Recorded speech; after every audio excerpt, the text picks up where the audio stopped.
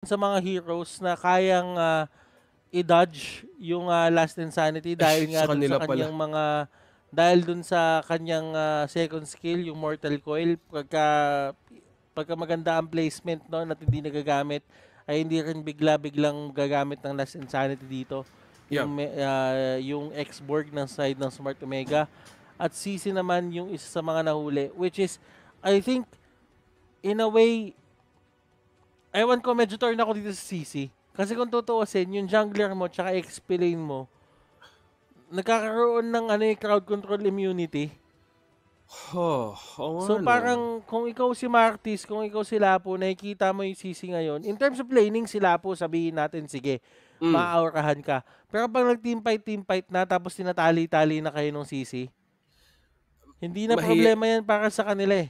Oo nga eh. So, depende na lang kung paano nila papaganahin to. They have the advantage of the Moskov, even the Faramis. So, kung merong pagkakamali na pwedeng mangyari, there's a way to escape with a toolkit na meron ng isang Faramis. Pero, kung uulit-ulitin mo ngayon gamitin for again, to counterplay or to save yourself from a team fight, mahirap din kung mas magiging aggressive yung RSG.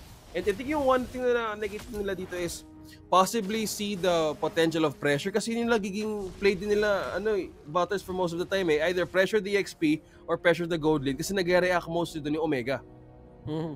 At kung tutuusin dito, yung matchup na to sa baba, talagang talagang tutukin to ng mga, lalo na doon sa side ng Claude. Kasi hindi rin pwede na natataboy-taboy yung Claude mo eh. Kumbaga yung gap closer, tapos pinapalayo lang siya ng knockback ng isang Moskov. So kailangan talaga dito, tantsahan lang sila. O, nakikita mo pa kaya nilang in out sa kanya-kanya nila eh. Oo.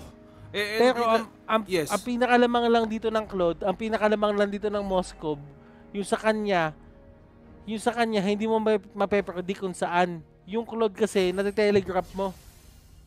Pwede maging pasok talaga ng BMI or mismo ng Blazing Duet kasi yung sobrang unpredictable din kasi na pwede mo gawin sa Moskov unless gamitin na yung dash niya. Doon mo lang kasi either malalaman eh kung ano nga ba yung gagawin sa first escape or even for an advantage for being aggressive. Kasi kung once mag-hit level 4 na rin ito si Joe, madami siya pwedeng i-aid on how to rotate with Chuck. No, kasi kung bakit na pag-usapan katulad niya, no, pwede nilang i-peel din dito most of the time or pwede nilang i-pressure rather yung Claude na to dahil the delay of time na pwedeng ibigay sa RSG sobrang beneficial for Omega na para makastart din ng damage. At ngayon na nakikita naman natin dito in terms of the jungle, nakakasalisi dito si Demon Kite at nakita pa nila si Andoryu. Aray! Meron mang Netherrealm pero hindi nila iniisip yan. Decimate, left and right, nakikita nyo na dito, unti-unti nang nagkakaroon ng lamang yung side ng RSG. That could have been worse kung napunta yung isa pang kill kay Fane. Pero kung papansinin na, nakakoncussive blast dito yung Martis. Kung pag-uusapan natin ng ganang klaseng effect, ito yung way para ma-counter nga din ng Kakuna. Pero terrified dito si Ryota, di nga pinabayaan dito ng tatlong member ng RSG na makauwi para makadepensa. Medyo na-late ka doon si Chuck and going back to the point na sinabi dito ni Butters, this is just purely how they wanted to start the early game. Yun ang gugustuhin mo kung ikaw ay isang Martis or ikaw ay isang Valentina. That gap level XP na pwede mo i-start, which is the momentum against Omega, sobrang effective din talaga kung gusto mong lumamang din against this Faramis. Kasi ayaw mo din talaga na paulit-ulit kukunin din sa inyo yung ultimate at kailangan nilang bumawi at most of the times. 3-0 for RSG, Butters. Dumadami na yung mga junglers natin ngayon na nag-utilize na itong Concussive Blast. And kung titignan mo kasi yung Concussive Blast OSX, para siyang alam mo yung mga biglaang burst. Yung mga biglaang burst, yung pag nag-objective ka, biglang pumipitik yung damage, nag-turtle ka, may Concussive Blast na damage. So pwede mong tansyahin technically yung damage na ginagawa mo. At pwede mong isabay sa retry. Pero kung ikaw, iniisip mo rin dito, maganda rin to sa early game laban kay Ando. Kasi kung madidikitan mo si Andoryu, yung Piraga armor niya, pwede mong pasabugan ng Concussive Blast eh. Malaking chunk yung mawawala doon. And kung paulit-ulit din yung gagawin, edi mas ma-force out yun si Ando na talagang either kung tumawag siya ng rest back or gamitin talaga nila yung Netherrealm pa ulit-ulit. That's a good point to actually observe, Butters, kasi yun din yung pwede nilang iwasan kung gusto nilang Isa lang yung isa lang yung crowd control niyo ng pangmatindihan. Oo. Wild charge lang halos. So ngayon, kapag yung wild charge na yan nagamit na, free to roam na dito yung mga members ng RSG. So kumbaga, kung ipipilit mo OS6 dito na makipaglaban ng damage sa damage, kailangan mo muna i-scale yung ibang tao nyo pataas. Hindi pwedeng lumaban lang kayo ng basta-basta dito. Kailangan mo i-scale si Jom, si Okir, even si Ryota, kailangan mo na i-scale to eh. Mahirap din kasi kung papabayaan din nila kung paano nga ba or kaya nilang itawid yung game na to. Pero speaking of which, dalawang knock-up kay Okirjaka kay Andoryu, walang Firaga armor ha. Kaoru Hana, hinaharap dito, being in the front line. Uy, nag-wild charge kaso hindi ko manik, Butters. At yan, nakikita naman natin yung salba galing kay Aqua God, pero hindi niya magagawa yon. Tutumba pa rin si Kaoru Hana, pero nagawa niya na ang kanyang trabaho. Ang kanyang trabaho, tanggalin ng Firaga armor. Si Fane, umalis na lang dito. Demon Kite just going away. Jom nandun sa may gitna, sinusubukan itulak yung mid, and what a play coming out from Jom. Realizing na masyadong matagal yung away na nangyayari doon. Nakakuha pa siya ng isang kill.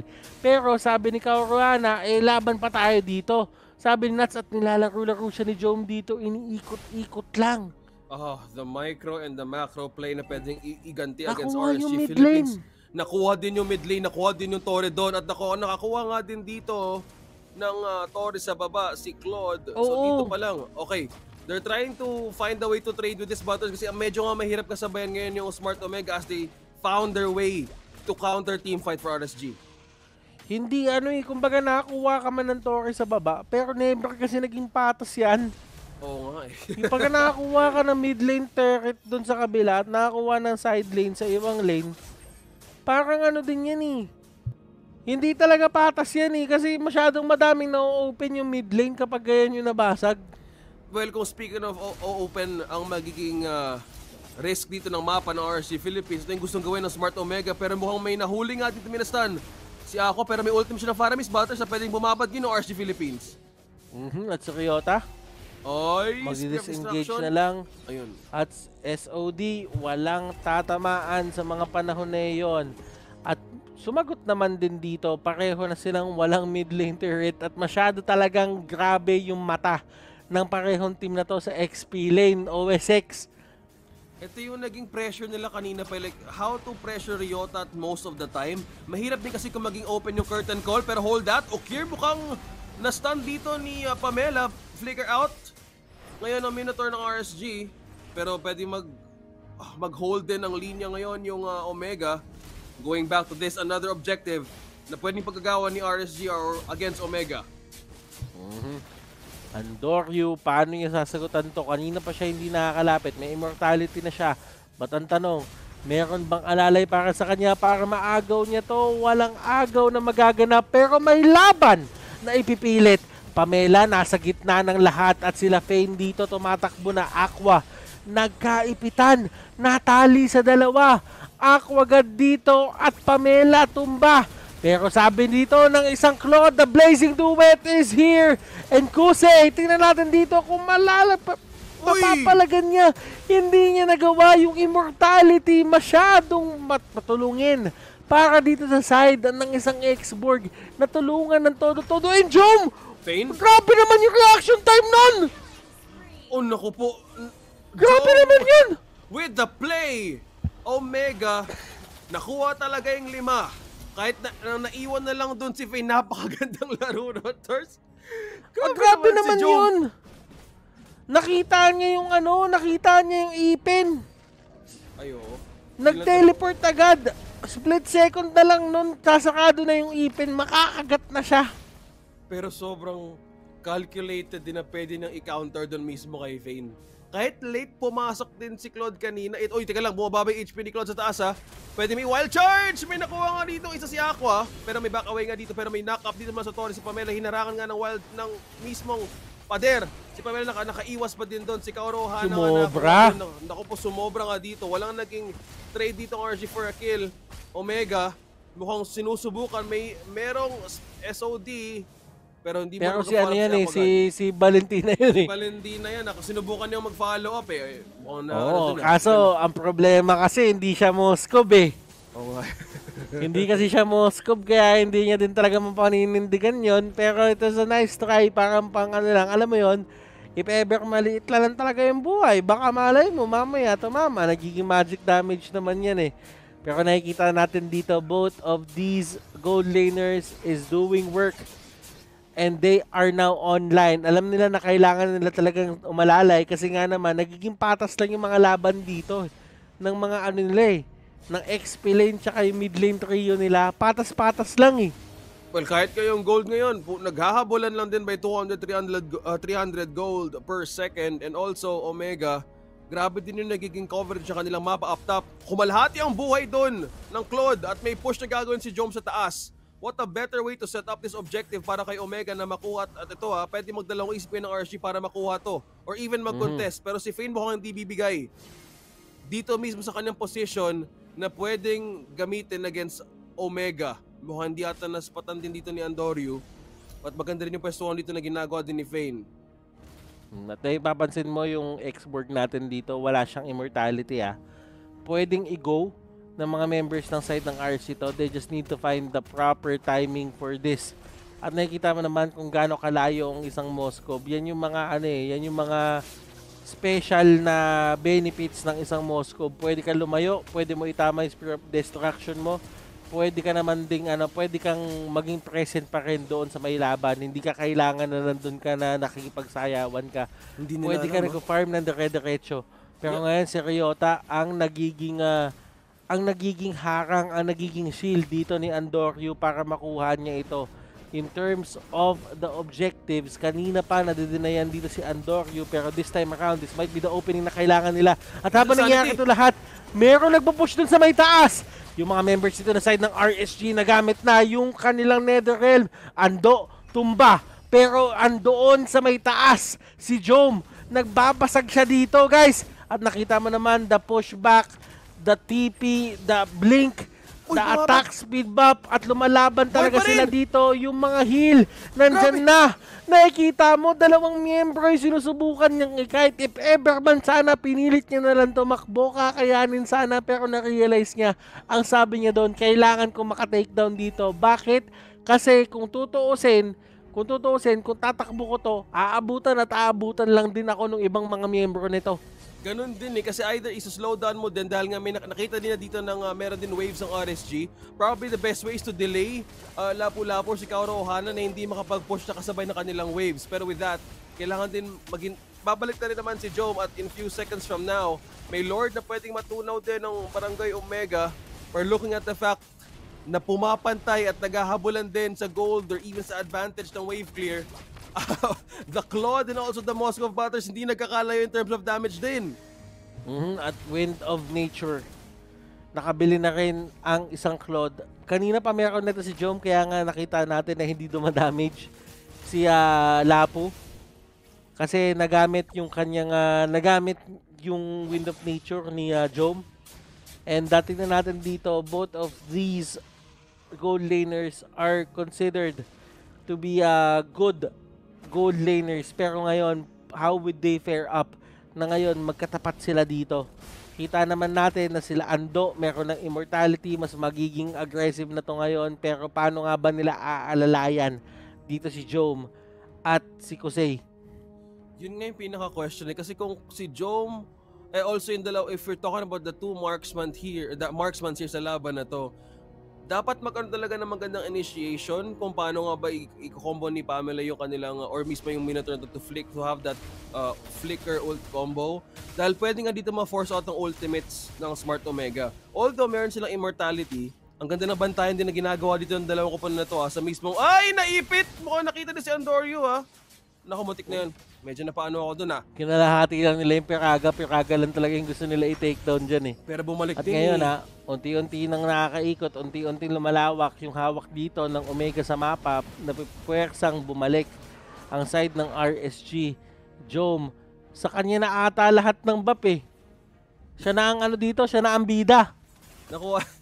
sa kanila talaga ibibigay lahat dahil kailangan din nila ng damage tsaka yung extra kung makuha din ni Moskov yung orange niya, yung damage nito na kailangan nila. Feeling ko ito na yung moments na kung hindi nila makuha yung objective yung Lord na to, lahat pwede talaga matapos or pwedeng tapusin ng RSG Philippines. Tinan mo, blade armor na nga din dito yung yung Martis. Si Pain.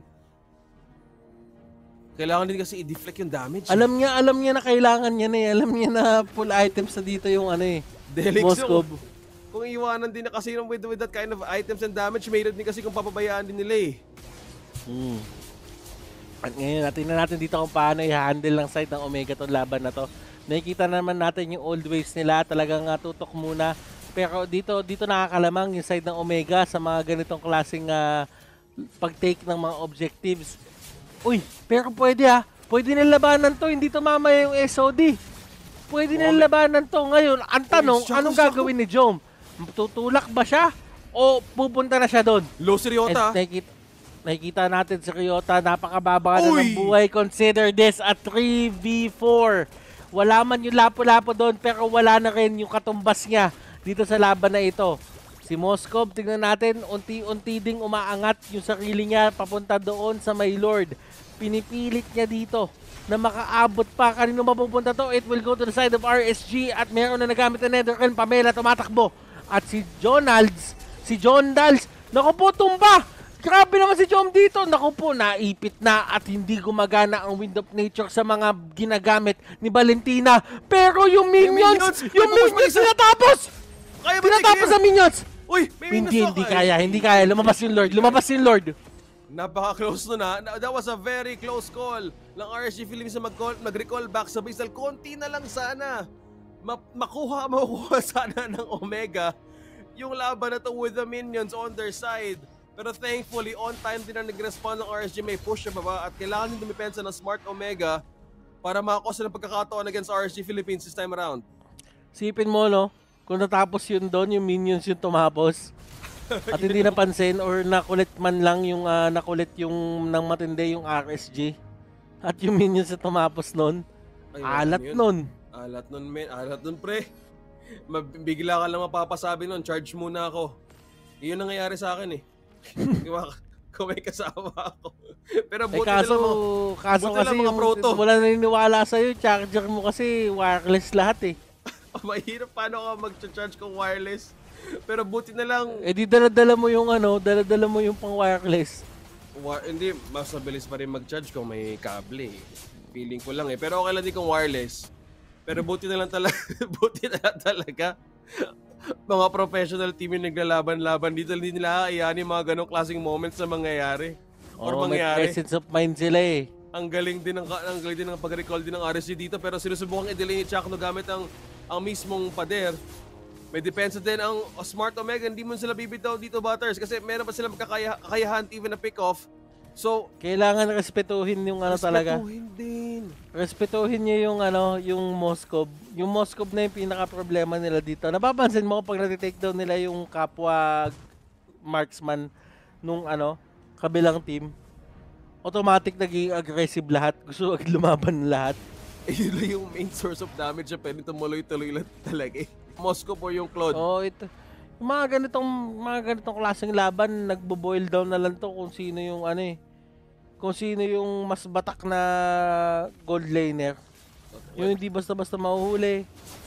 So positioning talaga, positioning setup or protect the marksman at all cost. Kasi kung titingnan din natin kung paano nagiging maingat din si Joe, advantage lang talaga ng isang Moskov talaga. It's just pwede siya mag-clear at the same time at kung merong teamfight, sige, sunod lang ako dyan, pre. Pero yan, makasama yung mga ganyang call na parang, oy, sige lang, una lang kayo, sunod lang ako. So, doon pa lang, Omega has more of ways to answer late game or possible comeback dahil nga sa Spear of Destruction. So, si Pamela nagbabantay din na pwedeng tumawid sa mismong vicinity niya dahil binabantayan din niya mismo yung possible point of entry ng marksman ng Omega. So, with this, nag-call din sila kung mismong lulusob din sila or pinapalapit nila mismo yung Omega sa Lord na to dahil alam nila kailangan din nila ng push Ngayon sila Chuck, nandito naman sila talagang vision na lang to. papansin mo talagang ano na lang tutok na lang kung saan mga manggagaling dito if ever kung man sabihin natin na bigla mong mahuli yung Claude. Kasi yun yung maganda naman sa kanila pagka natatawag yung, uy, wild charge ko to, wild charge ko to. May possible na Spear of Destruction na pwede lumabas. Yun yung mga recipe for disaster. Na kapag ka nagawa sa'yo yung mga combo na ganyan. Pero tinan mo grabe yung Spear of damage Destruction ko dito. Oy, andyan na si Jom! Andyan na si Jom, men! Andyan na si Jom. Andyan na si Jom. Pero ang tanong, kaya ba ni Jom dito na mag-deal pa ng damage? Hinahanap niya pa yung tamang pwesto. Wala pa dito sa ano. Kumbaga, alam na ng accuracy na nagamit na Pero ngayon, si Pamela naman yung pinaka-target. 44,000 buhay dito ng Lord. Tingnan natin kung ano nga ba, paano nga ba ang sayaw na magaganap. Si John, si Claude, si Kusei. Tingnan natin dito, naku po si Chuck no, ganda na pagkakahuli. Ganda ng wall. Walang attack speed. Walang attack speed dito yung Moskov. Nakikita natin the Brave Spider is there. Blazing Duet, kinain niya yung buong vengeance na yon. Na may kasama pang Blade Armor and si Claude ay tutumba. Fane, nag-iisa kasama dito ang Minotaur. May waves may waves. At ayaw na nila. Hindi na nila kukunin dito. Hindi nila kukunin yung Lord. Sabi nila, huwag na tayo mag-Lord. Tatagal lang. Ang gawin natin ngayon, decisive victory na. Ngayon na tayo mag-decide. Ngayon kung gusto manalo. Dinedelay ni Chuck doon, pwedeng pagpasok din ng minions para sabay din sa mid na pumasok. Omega may kakayahan niya para tapusin yung game na to. Dalawa na lang naiwan sa RSG para makadepensa. Butters, yung base And Chom!